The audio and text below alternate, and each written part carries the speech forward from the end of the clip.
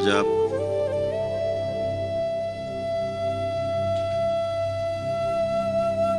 परम पूजनीय बाबा जी द्वारा अपनी शरीर यात्रा के दौरान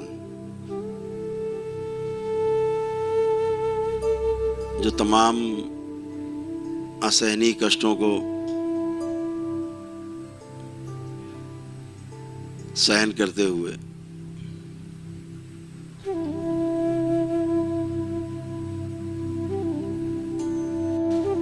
और तंत्र का कांटों भरा रास्ता जो अपनाया था, तब उनकी उम्र मात्र 13 वर्ष थी।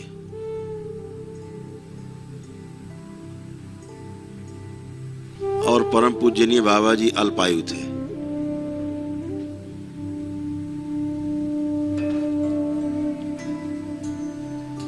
ज्योतिष शास्त्र की गणना के अनुसार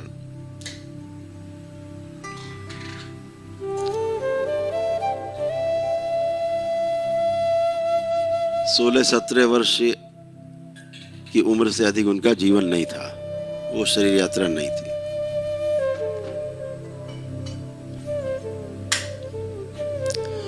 लेकिन परम पूजनीय बाबा जी के जो पिताश्री थे,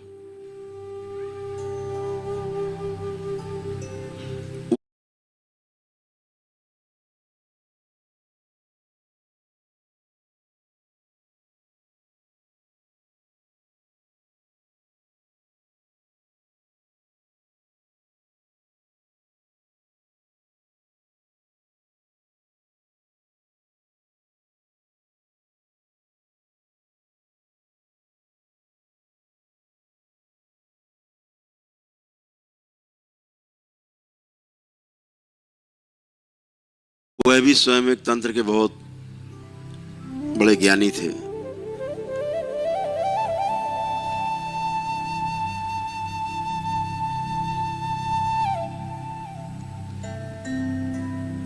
और शायद उन्होंने देख लिया होगा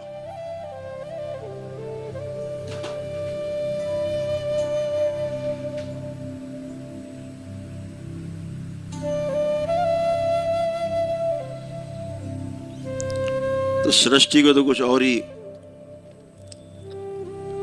रचना रचनी थी।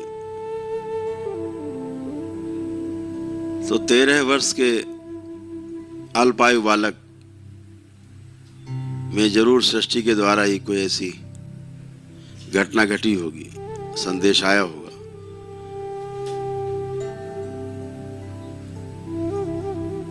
कि उन्होंने घर छोड़ दिया।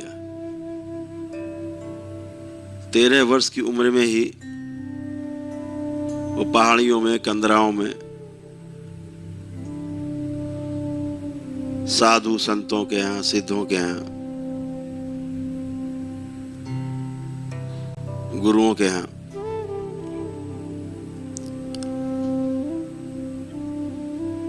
अपने गुरु की खोज में हाजिरी लगाने लगे।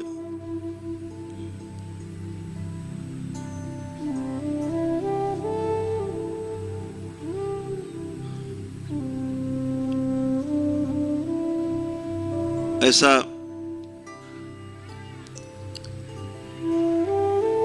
कहा जाता है कि संतों और साधु संतों के, गुरुओं के सानिध्य में जाने से तमाम रोग पाप दोष कट जाते हैं, क्योंकि हम में धीरे धीरे समझदारी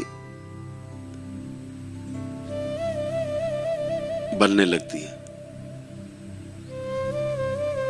और पुण्य एकत्रित होने लगता है।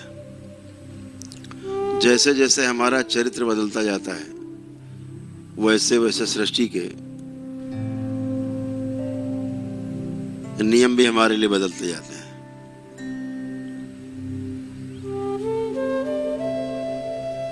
जैसे हमारा सोचना विचारना होता है, उसके अनुसार हमारी आयु घटती है, बढ़ती जाती है।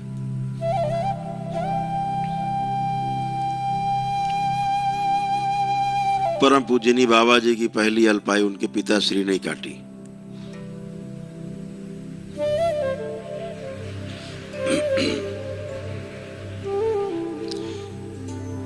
क्योंकि तब तक उनमें बहुत पुण्य एकत्रित हो गए होंगे।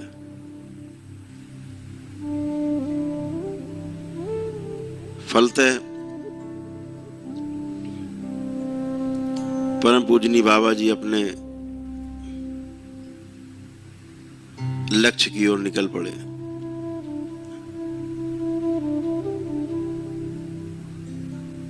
बहुत सरल होने के साथ साथ जिद्दी स्वभाव भी था।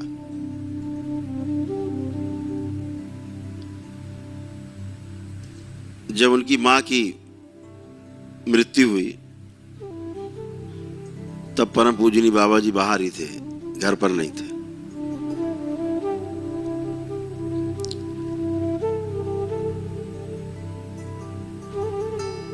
लेकिन उन्हें पता चल गया कि मां शरीर छोड़ रही है, तो पहाड़ियों से कंदराओं से घर की ओर चल पड़े। उस समय इतने साधन नहीं होते थे, कहीं कहीं पर तो 3-4 दिन में ट्रेन आती जाती थी, वही ट्रेन जाती थी, फिर वही बाद में वापस आती थी। उसकी रिपेयरिंग होती थी, तमाम देखभाल होती थी, उसके दोबारा ओके मिलता था, तब वही ट्रेन वापस होती थी। ऐसे 2-3 दिन का गैप भी हो जाता था। लेकिन परम पूजनीय बाबा जी जब पहुंचे तो उनकी मां की शव यात्रा शमशान घाट पे पहुंच चुकी थी।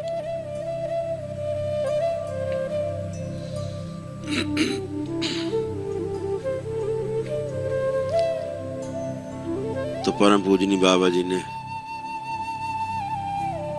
आक्रोश कर, कैसे जा सकती हो,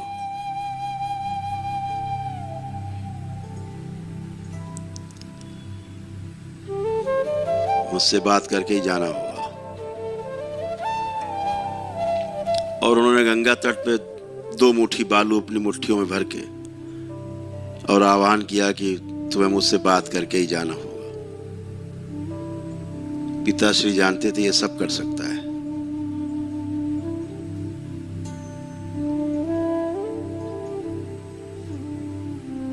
लेकिन मां मोह में न फंसे, उसकी मुक्ति हो, इसके लिए उन्होंने अपने पुत्र से, परम पूजनीय बाबा जी से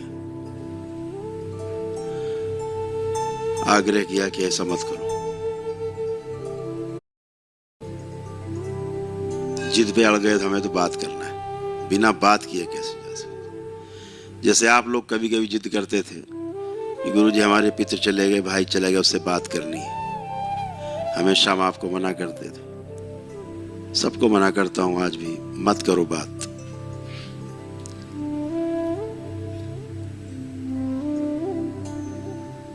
क्योंकि जो बात करता था वो एक अलग रूप था, एक अलग शरीर था, जीवन तो उसमें बस था, सृष्टि के नियमों का पालन कर रहा था, बस, इससे अधिक कुछ नहीं। तो मोह करोगे, उसमें अवरोध पैदा होंगे उसकी मुक्ति में।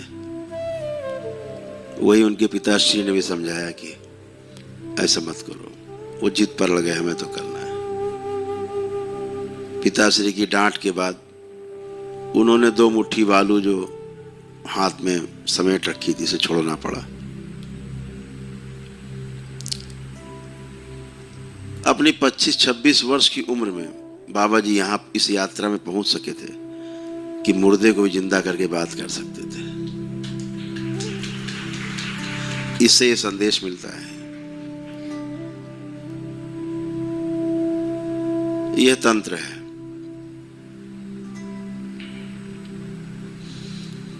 यह एक व्यवस्था है।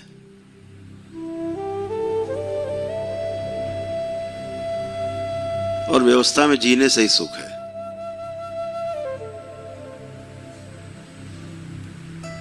लेकिन तंत्र से सब कुछ संभव है। सृष्टि के इन 5 तत्वों के जो आधार हैं, उन पर नियंत्रण संभव है। और उस पर नियंत्रण होने के कारण ही आज परम पूजनीय बाबा जी के तप और तपस्या से, मां की शक्ति से, उसके संरक्षण से आप सब यहां आके स्वस्थ होते हो, एक दिन में स्वस्थ होते हो। ये उसी का प्रमाण है।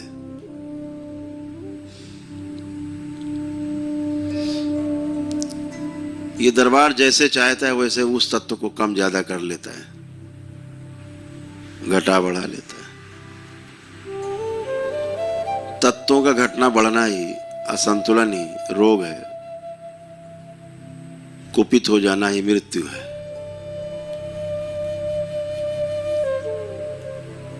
ये दरबार हर चीज संभव है इसके लिए। आपने देखा है, आपने अनुभव किया है। तो परम पूजनी बाबा जी ने अपने जीवन काल में अत्यंत कठिनाइयों का सामना करते हुए तंत्र की जो ऊंचाइयां चढ़ी, नए नए मानसिक ग्रंथ रचे,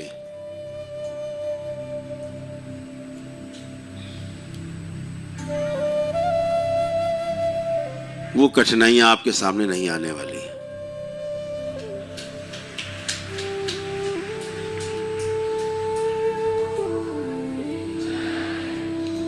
ये कठिनाई आ सकती थी अगर परम पूजनीय बाबा जी पूर्ण नहीं होते। निश्चित रूप से कठिनाई आपके समक्ष भी आती। वो सिर्फ आपको विधि बता सकते थे, छोटी सी, सहयोग नहीं कर सकते थे। शरीर छोड़ने के बाद, देह त्याग करने के पश्चात फिर आपका वो सहयोग नहीं कर सकते थे। आज आप दरबार से जुड़ते हो, परम पूजनी बाबा और मां सदैव आपके साथ ही रहते हैं।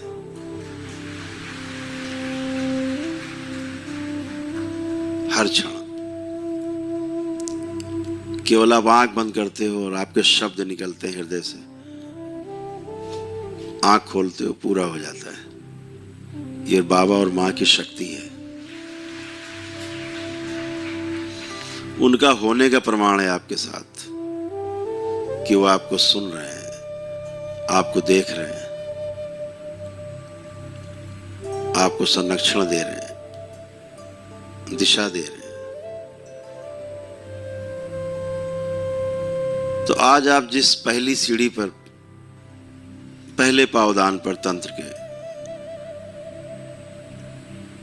अपने चरण रखने जा रहे हैं, ये बहुत महत्वपूर्ण है।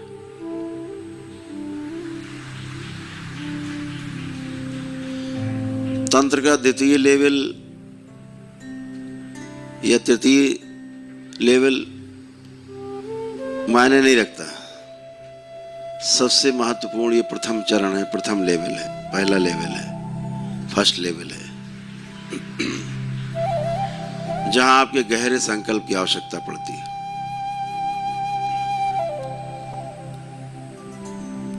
आपका पहला कदम आपकी दिशा तय करता है। दूसरे तीसरे कदम की कोई वैल्यू नहीं।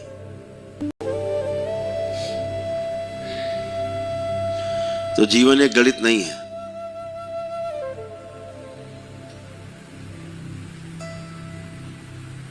जीवन एक अनुभव है। आपकी जीवन यात्रा अपने आप में आपके लिए एक शास्त्र है, वेद है, रामायण है, महाभारत है। आपका जीवन, आपकी जीवन यात्रा इन्हीं से गुजरती होगी। इस बात का सदैव ध्यान रखें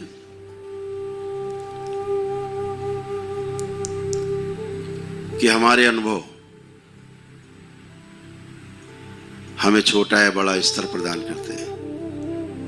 उम्र का प्रभाव छोटे बड़े होने का कोई अर्थ नहीं रखता।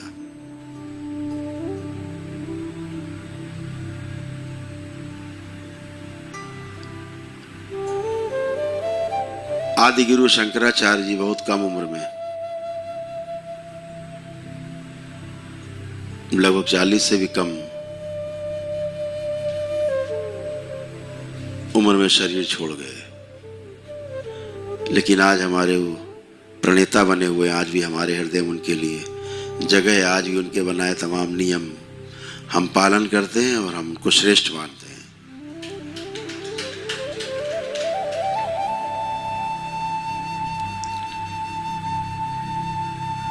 श्रेष्ठता हमारे अनुभव से तय होती है, उम्र से नहीं।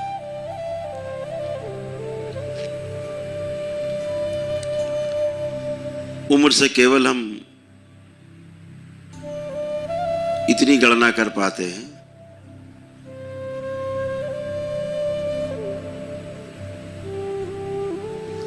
कि इस व्यक्ति का जीवन, इसका चरित्र, जो भी इसने पाया, जो भी पाया अनुभव, कम है या ज्यादा है, उससे हम अपनी तुलना कर पाते हैं कि हम भी ऐसे ही रह जाएंगे। इतनी लंबी उम्र लेकर के छोटा अनुभव, तो हमें एक दिशा मिलती है, अंदर एक तड़प पैदा होती है कि हमें ऐसे नहीं मरना, हमें बड़ा अनुभव लेके तब शरीर यात्रा खत्म करनी है। निश्चित मानिए, ये खत्म करनी मैं इसलिए कह रहा हूं कि जब सारे अनुभव हो जाते हैं, पूर्ण हो जाता है व्यक्ति, तो शरीर यात्रा खत्म कर देता है। शरीर छूटता नहीं, वो योगी शरीर छोड़ देता है, क्योंकि इसका लक्ष्य पूरा हो जाता है। लेकिन ऐसे हजारों लाखों योगियों में से कोई एक योगी होता है, महायोगी होता है, जो सब समझ के पूर्ण होकर के और फिर से उसी कीचड़ में वापस आता है। जिस कीचड़ से निकल के कमल खिल के बाहर गया, वो पुणे से कीचड़ में आता है और कमल खिलाने के लिए, आप जैसे कमल और खिल जाएं, इसलिए वापस आता है समाज में और समाज को दिशा देता है। परम पूजनीय बाबा जी जैसे लोग पूर्ण होने के बाद भी वापस लौटे घर। 40 वर्ष की उम्र में वापस घर लौटे,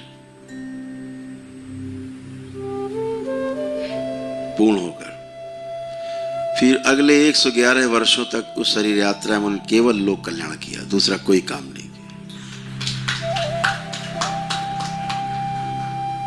रोजी रोटी के रूप में खेती की, अपने हाथों से खेती करते रहे।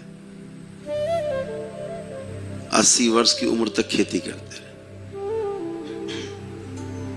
जब तक शरीर बहुत मजबूत रहा। फिर खेती करवाते रहे।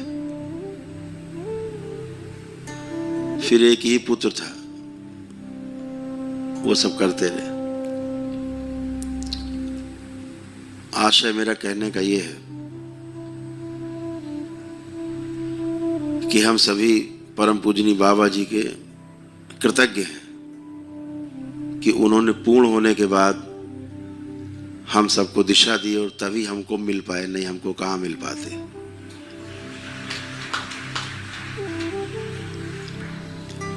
लोग कहते हैं कि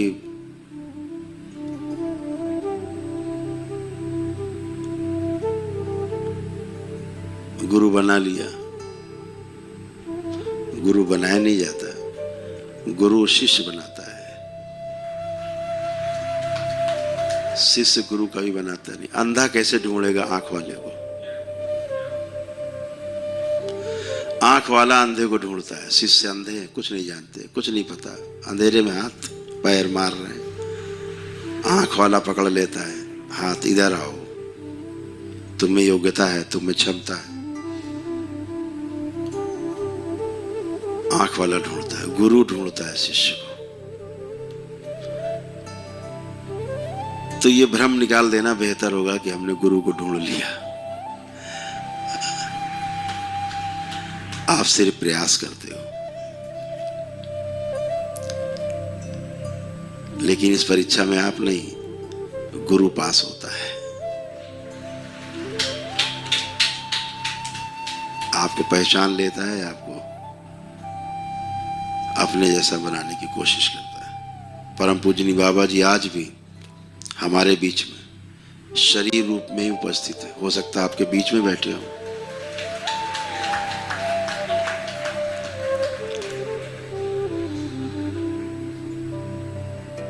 पहचानने के लिए आंखें चाहिए।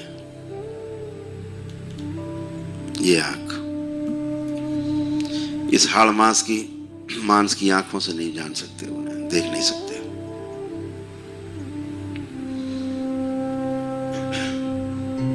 तो आप सब बहुत परम सौभाग्यशाली हैं कि तंत्र की दीक्षा के लिए आप के अंदर इतना साहस पैदा हुआ है। ये साहस अनायास नहीं पैदा हुआ। अपने हृदय पे हाथ रख के देखिए, ये परम पूजनीय बाबा और माँ के आशीर्वाद से आपके अंदर साहस पैदा हुआ है,